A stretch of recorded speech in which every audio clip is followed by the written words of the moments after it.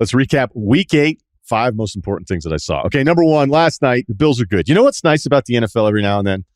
It's nice when we see a team that is really good, like the Bills, beat a team we don't think is any good anymore, like the Packers, and the way the world works actually makes sense because there's so many NFL outcomes that you're like, what happened? The guy just complimented the Raiders. I was like, you know who's sneaky kind of good on offense? The Las Vegas Raiders. They were 3rd in points per game, 7th in yards per play, and they get shut out by the Saints. So I'm like, oh, okay, good timing on that compliment. Because I felt like in a way, because the Raiders got off to the bad start, there's the Josh McDaniels hangover of like, this guy got another job after flaming out in Denver. There was just a lot of anti-Raider stuff, yet was still going under the radar. And every time I would look up the different statistical stuff, I'd think, wait, the Raiders are actually really good in a lot of different departments here. And then they get shut out. So the point is to see the natural order play out every now and then, especially in a primetime game where we've been denied that at times, to see the Bills, and even still a 27-17 score, you could talk yourself into, I don't know, a month or so from now. Not us that are locked in, right? They're listening to the podcast, but somebody down the road be like, yeah, they played them close. Like, no, they didn't. They didn't. So it's nice to see that. Because there still are other outcomes where you have the kind of, what does this mean scenario? Whether it's Washington finding a way against the Colts. I'll add this in here. Sam Ehlinger, the quarterback out of Texas, and I'll offer up this as well. College football hardos, which I would include myself in that group, we watch way more NFL than NFL hardos watch college football. Not debatable, right? I don't even think that's necessarily a win. I'm just telling you, people that love college football watch both. People that love the NFL rarely watch college football, okay? So that puts me in a position at times where if it's a young player, a guy who I've watched a lot, certainly Sam is one of those, quarterback at Texas, an incredible story, an absolute gamer, a guy that carried that offense at times, especially in short yardage situations where it felt like he was their only option. If he's a long-term starter in the NFL, I'm going to be fucking shocked, all right? He feels a little like Tebow without the GNC membership, but then he's in a game and they're going back and forth with Washington, who Heineke is the epitome of a long-term backup himself, where Heineke, you're like, man, this guy, I mean, the throw to McLaurin grabs away. That guy's a stud. He doesn't get enough shine just because of the situation of the team that he's with as well. And yet Heineke, I feel like if he ever were brought in to be your starter, you'd be sitting there as a coaching staff going, okay, what can we do to make this better? Like, we could probably do a little bit better than this, even though he's still going to win you some games because he's got the arm. He doesn't give a shit. He's out there. He probably has the right mentality of like, I'm not going to start overthinking this. I'm just going to be out here and hold on to this job as long as I can. At least he plays. I mean, Chase Daniel's the lifer backup and never has to play. Taysom Hill, basically, they spent a ton of money on him, and it pissed off Drew Brees, and they took him off the field, and now he's behind Dalton and Winston and listed as a tight end. He has 8 pass attempts this year. So bringing it full circle, it's just nice to see a Bills team that's number 2 in scoring offense, number 1 in scoring D. They're allowing 14 points per game, which going back is the lowest average allowed since Pittsburgh averaged, they allowed 13.9 points per game in 2008. So it's nice to see things kind of just play out the way they're supposed to. And their depth. Bills depth everywhere. Every Bills game I watch, I'm like, oh shit, they got that guy too. And oh wait, these 2 guys are still out, and it doesn't even seem to matter with these defensive numbers. So let's bring that into the Packers, because point number 2 is, are we looking at a class of the karma QBs? We've been over the Rodgers contract. My biggest issue with Rodgers was always, you are not convincing me that you deserve the victim label that you were pining for. All right. You got to convince me. You need to do a better job of telling me how bad of a time you've had it in Green Bay, and you're not.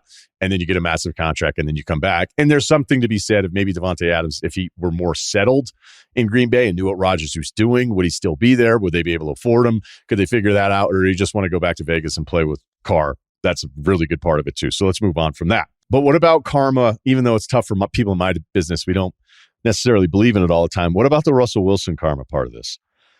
I mean, it's going so bad for him. The guy wasn't even throwing a Hail Mary at the half. They were just trying to run out the clock, and everybody called it a Hail Mary on social media. He is taking shots all over the place now. They won. They finally beat Jacksonville. A Jacksonville team we thought early on, hey, are they actually good? Trevor Lawrence is kind of exciting.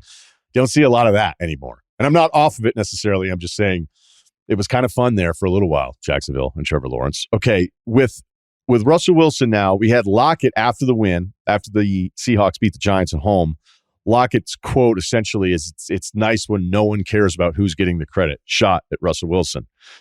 Richard Sherman had Marshawn Lynch on his podcast, and they were talking about how much Russell Wilson was struggling. This was weeks ago. And Sherman was like, man, I'd like to get in touch with him.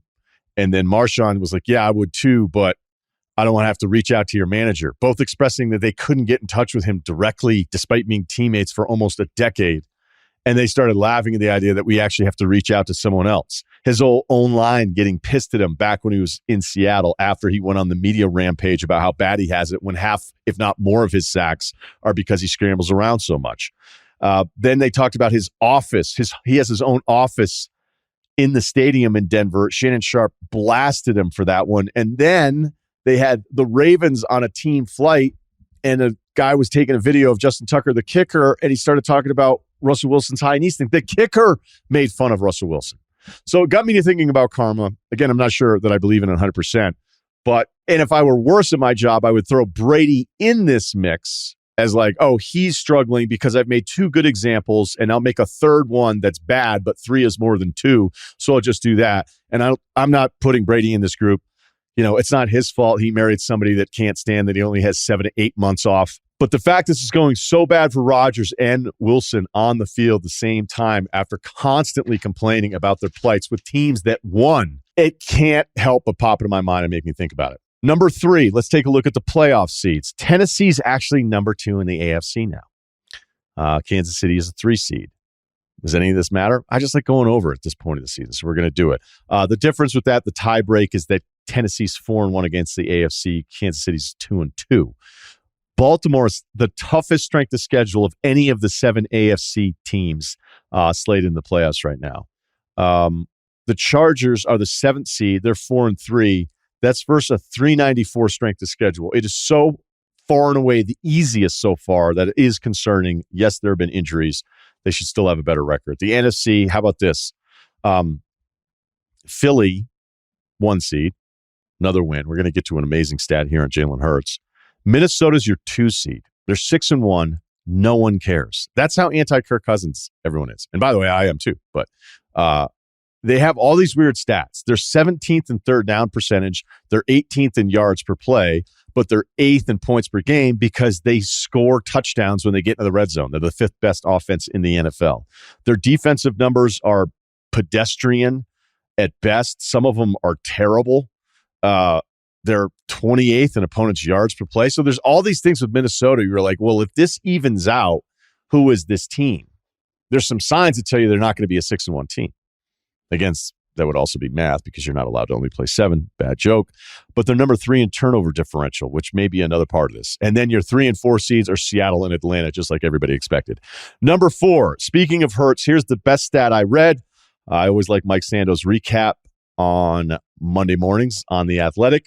Pick 6 column. Jalen Hurts had 4 touchdowns yesterday. 19 yards, 27 yards, 29 yards, 39 yards. Past the line of scrimmage, okay? He's the 5th player since 2007 with 4 TDs that far downfield in the same game. So that's past the line of scrimmage, those throws. 3 of those were to A.J. Brown. I actually think this is more interesting. Hurts has yet to attempt a pass while trailing at halftime. Number 5, final thought here. It's something I've been thinking about doing. It's a segment I want to do.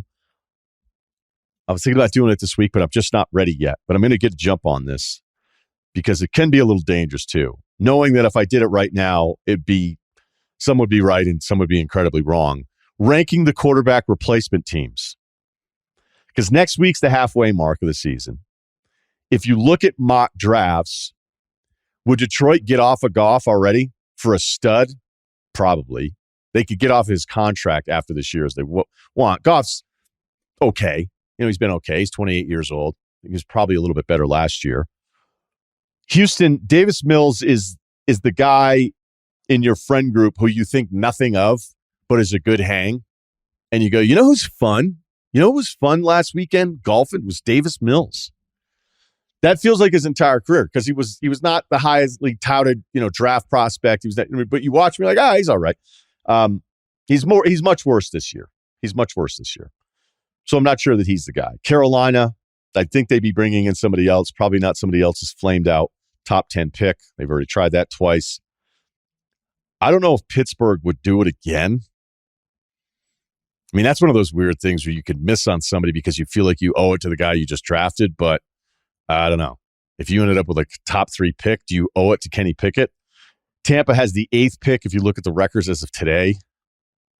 Probably think they'd want to address it at some point. The what if that I thought was kind of interesting is that the Bears have the 12th pick based on what I saw today with all the different tiebreakers, which is actually a much lower pick than I thought it would be. Yeah, I'm going to do this, but I'm not doing it today. I don't want to do it today and start ranking the teams most likely to replace their current quarterback. But we're getting close. We're getting close to that season.